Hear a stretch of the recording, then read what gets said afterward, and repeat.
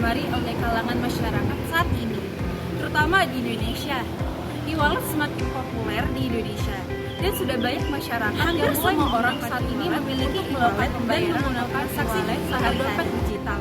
Lalu, apa sih yang dimaksud dengan e-wallet? Dilansir dari situs resmi Bank Indonesia, dompet digital atau e-wallet merupakan layanan elektronik untuk menyimpan data-data instrumen pembayaran. Antara lain, bisa menampung dana atau melakukan pembayaran dengan menggunakan kartu maupun uang elektronik. Nah, dari sini kalian sudah mengetahui apa pengertian dari e-wallet. Jadi, pada intinya, e-wallet adalah dompet digital yang digunakan untuk melakukan berbagai transaksi secara digital atau online. Jadi, kalian bisa melakukan berbagai macam jenis pembayaran dan transaksi-transaksi online lainnya, seperti melakukan transfer dana, pembelian barang, pembelian pulsa listrik atau pulsa handphone hanya melalui satu aplikasi saja. Namun, pada e-wallet ini, berbagai transaksi, berbagai pembayaran atau transfer dana dapat dilakukan hanya dalam satu aplikasi dan nasabah atau penggunanya tidak perlu keluar rumah dan tidak perlu melakukan transaksi secara langsung karena semuanya dapat dilakukan secara online. Kemudian, apa saja sih fungsi e-wallet itu? Tentu banyak. E-wallet memiliki banyak sekali fungsi. Yang pertama dan yang pasti adalah melakukan pembayaran digital. Nasabah atau penggunanya dapat melakukan berbagai jenis pembayaran mulai dari tagihan listrik, tagihan air, cicilan, dan juga pembelian berbagai macam barang yang biasa dilakukan secara langsung. Semuanya dapat dilakukan hanya dengan menggunakan satu aplikasi saja. Para nasabah atau pengguna tidak diharuskan untuk keluar dari rumah. Selanjutnya adalah dapat digunakan untuk melakukan transfer dana, baik sesama e-wallet maupun antar bank. Yang hal inilah yang memudahkan nasabah yang biasanya harus keluar rumah atau pergi ke ATM maupun ke teller bank untuk melakukan transfer dana. Namun saat ini mereka hanya perlu menggunakan satu aplikasi saja untuk melakukan transfer dana. E-wallet juga digunakan untuk sebagai alat pengelolaan uang. Jadi e-wallet juga bisa digunakan untuk mengatur keuangan kita seperti untuk menabung atau sebagai untuk juga mengatur keuangan mulai dari pemasukan dan pengeluaran kita.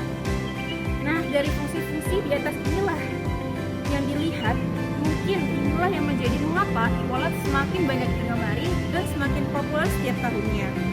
Terus apa saja sih aplikasi e-wallet yang cukup populer dan terkenal di Indonesia? Ada banyak sekali. Dan yang paling populer itu seperti Dana, OVO, GoPay, ShopeePay, dan Link Aja. Dan masih banyak lagi. Berikutnya adalah kenapa sih e-wallet begitu banyak digemari dan begitu sangat populer? Dari berita yang kami dapatkan dari website PRRI atau Radio Republik Indonesia yang mengatakan bahwa preferensi masyarakat dalam menggunakan e-wallet semakin meningkat di tahun 2025. E-wallet mendominasi tren pasar digital atau transaksi digital. Hal ini ditunjukkan dengan semakin meningkatnya pengguna e-wallet setiap tahunnya. Dan sudah banyak masyarakat yang menggunakan e-wallet sebagai alat transaksi sehari-hari mereka, seperti melakukan pembayaran maupun transfer dana yang sudah saya jelaskan sebelumnya. E-wallet dinilai memberikan kemudahan kepada nasabah atau penggunanya. E-wallet juga dinilai memberikan kemudahan dan memberikan efisiensi dan efektivitas karena para nasabahnya tidak perlu melakukan transaksi secara langsung seperti mereka menggunakan dompet non-elektronik. Nah, hal inilah yang menjadi salah satu alasan mengapa dompet elektronik ataupun e-wallet itu semakin banyak digemari dan begitu populer. Dan semakin banyak masyarakat yang memilih untuk menggunakan dompet elektronik dibandingkan dompet non-elektronik. Lalu, apa saja sih alasan-alasannya? Selain kemudahan yang diberikan oleh dompet elektronik yang menjadi alasan mengapa dompet elektronik maupun e-wallet banyak digemari oleh kalangan masyarakat. Yang pertama adalah tentu kemudahan dan kepraktisan yang diberikan oleh e-wallet. Nah, kalau hal ini sudah tidak perlu dilakukan lagi, e-wallet memang begitu praktis karena nasabah atau pengguna hanya melakukan pembayaran maupun transaksi hanya dengan satu aplikasi tanpa harus keluar rumah. Yang kedua adalah transaksi menjadi lebih cepat dan lebih efisien jika dibandingkan dengan transaksi secara tradisional. Selanjutnya, selain itu juga ada banyak promo yang ditawarkan oleh e-wallet. Nah, biasanya promo-promo ini akan diberikan oleh e-wallet kepada nasabah baru seperti cashback, voucher belanja, dan juga promo-promo diskon tempat-tempat wisata ataupun kafe-kafe. Nah, selain untuk pengguna baru, biasanya e-wallet juga memberikan diskon ini berdasarkan dengan poin-poin yang dikumpulkan oleh nasabah maupun pengguna dari hasil transaksi mereka. Jadi, setiap nasabah melakukan transaksi, mereka akan mendapatkan poin, dan jika diakumulasikan dan dikumpulkan dapat ditukarkan dengan voucher-voucher atau promo diskon yang telah ditawarkan oleh aplikasi e-wallet tersebut. Nah, alasan berikutnya adalah e-wallet dinilai aman dan keamanannya itu sudah terjamin jika dibandingkan dengan dompet elektronik. Nah, seperti diketahui, dompet elektronik maupun e-wallet itu sudah memiliki keamanan terjamin karena untuk login ke e-wallet itu membutuhkan PIN ataupun pesan OTP. Nah, jadi sudah terjamin keamanannya. Selanjutnya adalah selain itu, e-wallet juga dinilai mendukung gerakan cashless society, yaitu yang dimana e-wallet menjadi langkah pertama masa depan tanpa uang tunai. Kemudian, e-wallet juga multifungsi. E-wallet dapat melakukan pembayaran tagihan mulai dari tagihan listrik, air, terus tagihan pembelian pulsa maupun melakukan transfer dana. Dan juga e-wallet juga dapat digunakan untuk melakukan pembelian tiket baik tiket bus, kereta maupun pesawat. Nah, dari alasan-alasan inilah mengapa e-wallet begitu populer dan banyak diminati, dan sepertinya akan terus semakin diminati dan menjadi pilihan banyak orang untuk melakukan berbagai jenis transaksi. Apalagi dengan zaman yang semakin maju dan juga teknologi yang terus berkembang, pasti e-wallet semakin lama dengan terus mengembangkan inovasi-inovasinya, e-wallet pasti akan semakin banyak digemari dan menjadi salah satu pilihan utama untuk melakukan transaksi-transaksi. Namun, apakah dari segala kemudahan dan keunggulan dan efisiensi dan yang diberikan oleh e-wallet itu tidak memungkinkan bahwa e-wallet akan memunculkan permasalahan dan merugikan nasabah atau penggunanya? Nah, e-wallet mungkin saja memberikan kerugian dan permasalahan pada penggunanya. Pada kesempatan kali ini, kami akan melakukan identifikasi permasalahan apa yang sering dialami oleh e-wallet pada studi kasus kita pada e-wallet Dana. Jadi, pada video ini kami akan mengidentifikasi permasalahan-permasalahan apa sih yang pernah terjadi dan dialami oleh nasabah Dana yang sekiranya merugikan mereka. Nah, jadi di sini kami akan menjelaskan mulai dari apa sih saja sih masalah-masalahnya dan mengapa. Dana adalah layanan keuangan digital yang berbasis di Jakarta, Indonesia, yang berperan sebagai pembayaran digital untuk menggantikan dompet konvensional. Didirikan sejak tahun 2018, Dana merupakan dompet digital yang terdaftar di Bank Indonesia dan memiliki 4 lisensi, diantaranya yaitu sebagai uang elektronik, dompet digital, kirim uang, likuiditas digital keuangan atau LKD. Pengalaman bekerja di industri digital payment dan potensi bisnis digital payment di Indonesia yang dinilai menjanjikan membuat Chief Executive Officer atau CEO Vincent Iswara mendirikan Dana. Perjalanan Dana dimulai tahun 2018 sebagai aplikasi yang menawarkan pembayaran, poin loyalitas, dan layanan keuangan yang didukung oleh lengan digital KMK Online. Dana telah mendapatkan izin untuk beroperasi sebagai perusahaan vintage di seluruh Indonesia pada 21 Maret 2018. Sejak meluncurkan produk pada 11 November 2018, perjalanan Dana dimulai pada tahun 2018 sebagai aplikasi yang menawarkan pembayaran, poin loyalitas, dan layanan keuangan yang didukung oleh lengan digital KMK Online. Dana telah mendapatkan izin untuk beroperasi sebagai perusahaan vintage di seluruh Indonesia pada tanggal 21 Maret 2018. Sejak meluncurkan produk pada 11 November 2018 hingga akhir Juni 2019, Dana sudah memiliki 27 pengguna hingga lebih dari 800 karyawan dan mencapai transaksi 1,5 juta per harinya. Dana memiliki perusahaan. Dana didukung oleh teknologi seperti Dana Protection, memiliki sertifikasi ISO 27001 dan sertifikat PCI DSS atau Payment Card Industry Data Security Standard, hingga menerapkan prinsip kebijakan Zero Data Sharing yang berkaitan dengan Personal Identifiable Information atau PII. Apa saja sih layanan yang disediakan oleh Dana? Jadi layanan yang disediakan oleh Dana itu sangat-sangat beragam, mencakup kebutuhan sehari-hari hingga urusan yang lebih kompleks. Melalui aplikasi ini, pengguna dapat melakukan transfer dana baik antar pengguna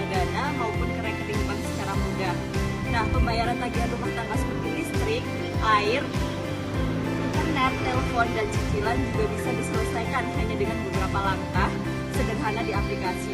Selain itu, Dana menawarkan layanan pembelian pulsa dan paket data yang memudahkan pengguna tetap terhubung tanpa harus pergi ke counter fisik. Tidak hanya sebatas kebutuhan praktis, Dana juga menyediakan fasilitas pembayaran zakat dalam berbagai bentuknya seperti zakat fitrah, zakat harta, maupun zakat pendapatan, sehingga aspek spiritual dan sosial pun mendapat perhatian. Lebih jauh lagi, Dana membuat akses ke instrumen investasi digital yang membantu masyarakat untuk mulai mengelola keuangan mereka ke arah yang lebih produktif.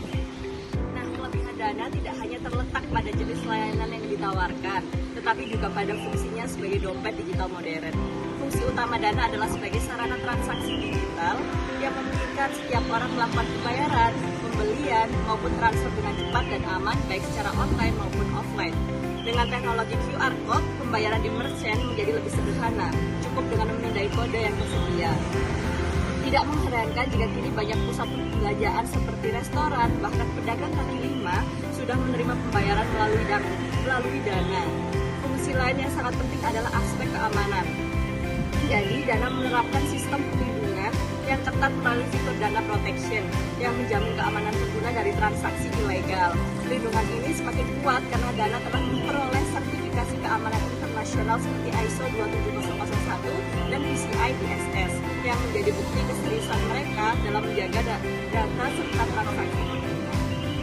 Dana mengadopsi konsep open platform yang berarti dapat diintegrasikan dengan berbagai aplikasi dan merchant, sehingga memperluas jangkauan penggunaannya. Integrasi ini tidak hanya memberi keuntungan bagi konsumen individu, tetapi juga membuka peluang bagi para pelaku usaha untuk meningkatkan efisiensi dan memperluas pasar mereka. Ekosistem Dana pun sangat luas, karena sudah terhubung dengan berbagai bank nasional dan lembaga keuangan. Hal ini memungkinkan Dana menjadi perantara antara sistem keuangan formal dengan masyarakat luas, termasuk UMKM dan pedagang kecil yang sebelumnya mungkin kesulitan mengakses layanan perbankan modern. Dengan cara ini, Dana turut berperan dalam mendorong inklusi keuangan di Indonesia. Nah, tetapi meskipun Dana telah menghadirkan berbagai kemudahan dan manfaat bagi penggunanya, bukan berarti platform ini sepenuhnya lepas dari permasalahan. Sebagai sebuah layanan berbasis teknologi finansial yang melibatkan jutaan transaksi setiap harinya, Dana tetap menghadapi sejumlah tantangan baik dari segi teknis maupun dari pengalaman pengguna.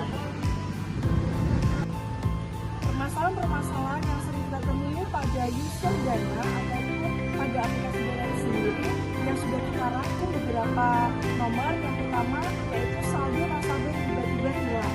Permasalahan ini menimbulkan keresahan karena menyangkut langsung dengan nasabah atau pengguna Dana sendiri. Hilangnya saldo bisa disebabkan oleh beberapa faktor. Faktor yang pertama, adanya bug dalam sistem. Lalu yang kedua, pencatatan transaksi yang belum sinkron atau bahkan untuk kejahatan siber seperti peretasan akun sendiri. Dampaknya sangat serius karena dapat merugikan nasabah secara langsung dan menurunkan tingkat kepercayaan terhadap platform Dana sendiri. Lalu permasalahan yang kedua adalah nasabah kesulitan memindahkan akun dari akun lama ke akun yang baru. Seringkali nasabah mengalami kendala ketika memindahkan akun, misalnya saat mengganti nomor ponsel. Walaupun nasabah sudah mengikuti prosedur yang sudah diberikan, seperti verifikasi identitas, OTP, dan langkah-langkah login, terkadang sistem gagal mengenali data nasabah itu sendiri. Hal ini bisa menimbulkan tidak dapat mengakses dana riwayat transaksi yang ada di akun lamanya. Masalah teknis seperti ini mencerminkan bahwa masih ada kelemahan dalam sistem migrasi akun yang seharusnya mudah dan aman pada aplikasi Dana tersebut. Permasalahan yang ketiga, maraknya terjadi penipuan yang mengatasnamakan Dana. Modus ini umumnya dilakukan pelaku dengan cara mereka mengaku sebagai pihak resmi Dana melalui WhatsApp, SMS, telepon, atau bahkan melalui link yang mana mereka akan meminta data pribadi para pengguna Dana.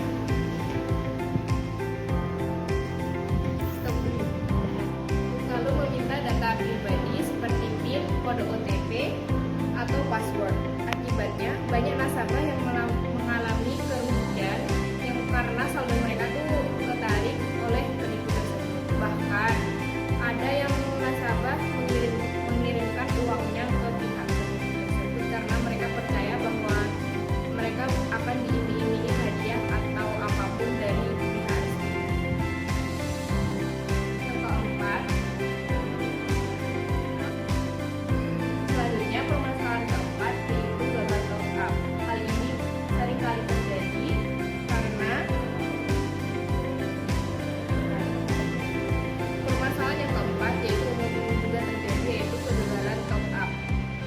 Kegagalan dalam melakukan top up menjadi masalah teknis yang cukup sering Selanjutnya, masalah yang keempat yang mana cukup sering terjadi pada para pengguna dana yaitu kegagalan top up. Yang mana kegagalan top up ini menjadi masalah teknis yang cukup sering dikeluhkan pengguna. Contohnya, nasabah sudah mentransfer uang melalui bank atau Mercy. Contohnya, nasabah sudah mentransfer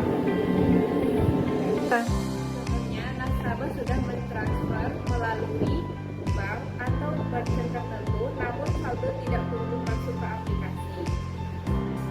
Padahal bukti transfer jelas sudah ada. Hal ini terjadi karena adanya contohnya, nasabah sudah mentransfer uang melalui bank atau merchant tertentu, namun saldo tidak kunjung masuk aplikasi. Padahal bukti sudah jelas bahwa uang tersebut sudah masuk di akun nasabah. Hal ini biasanya disebabkan oleh gangguan sistem, keterlambatan sinkronasi antar bank, atau masalah jaringan. Bagi pengguna, hal ini merugikan karena dana tertahan sementara dan bisa berdampak pada kebutuhan mendesak mereka.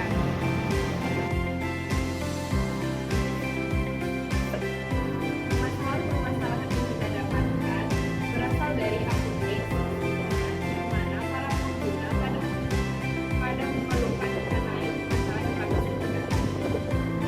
Dan pada akun tersebut, mereka mendapatkan masalah-masalah ini dari cerita web.